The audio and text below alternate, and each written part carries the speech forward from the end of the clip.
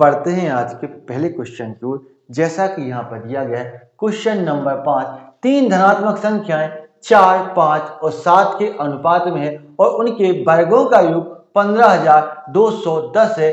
तीनों संख्याओं का योग यहाँ पर क्या होगा? तो जैसा कि क्वेश्चन में हमें दिया गया है कि तीनों संख्या का अनुपात 4, 5 और 7 हमें क्वेश्चन में यहाँ पर दिया गया है। अब वर्गों का योग, अब जब कभी भी ऐसा क्वेश्चन में पूछा जाए कि वर्गों का योग, घनों का योग, तो उस केस में हम क्या करते हैं, सभी के साथ x लगा देते हैं बिना x के।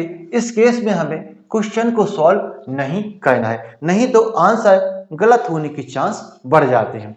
अब क्वेश्चन में हमें दिया गया है कि वर्गों का योग, तो सभी का हमें यहाँ पर वर्ग हमें यहाँ पर लगा देना है, सभी को हमें वर्ग लगा देना है। यदि इन सभी को यहाँ पर हम जोड़ते हैं तो क्वेश्चन के अनुसार, सभी को जोड़ेंगे तो क्वेश्चन के अनुसार इनके वर्गों का योग 15,210 के बराबर है। अब यहाँ पर 4 का स्क्वायर 16 होता है, 4 का स्क्वायर 16 होता है। उसी प्रकार 5 का स्क्वायर 25 होता है, उसी प्रकार 7 का स्क्वायर 49 होता है। ये सभी 15,210 के बराबर है। अब 16 और 25 41, 41 और 49 हमारे यहाँ पर 90x स्क्वायर हो जाता है, जो कि 15,210 के बराबर है। अब यहाँ पर 0 से काटेंगे तो ये 0 हमारा कट जाएगा।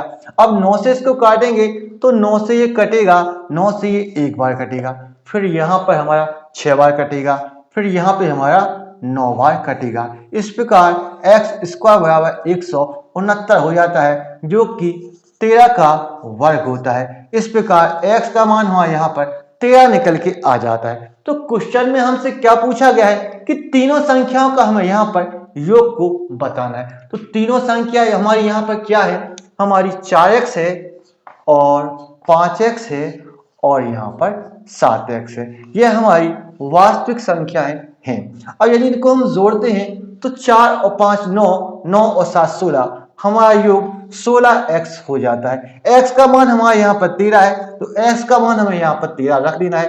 तो यहाँ पर x या 13 को रखेंगे तो यहाँ पर 13 से गुणा करेंगे तो हमारे यहाँ पर 208 सीधा सीधा आंसर निकल के आ जाएगा, जो कि बिल्कुल सही है और जो कि बी है। बढ़ते हैं आज के नेक्स्ट क्वेश्चन की ओर। जैसा कि यहाँ पर दिया गया है क्वेश्चन नंबर 6, दो संख्याओं का अनुपात 13:20 है, दोनों संख्याओं का अंतर 189 है। तो हमें यहाँ पर छोटी संख्या को यहाँ पर ज्ञात करना है। तो जैसा कि क्वेश्चन में दिया गया है कि दोनों संख्याएं 13 और 20 के अनुपात में है, इन दोनों के बीच यहाँ पर अंतर 189 का है, यहाँ पर अंतर 189 का है। जबकि यूनिट में इन दोनों के बीच में कितने का अंतर है, तो 20 और 13 के बीच में कितने का गैप है, कितने का अंतर है, तो यहाँ पर 7 का अंतर है। तो यहाँ पर ये 7 का अंतर है। तो 189 किसका मान है, ये 7 यूनिट का मान है। तो जिसका मान होता है उससे यहाँ पर हम डिवाइड करते हैं, भाग करते हैं।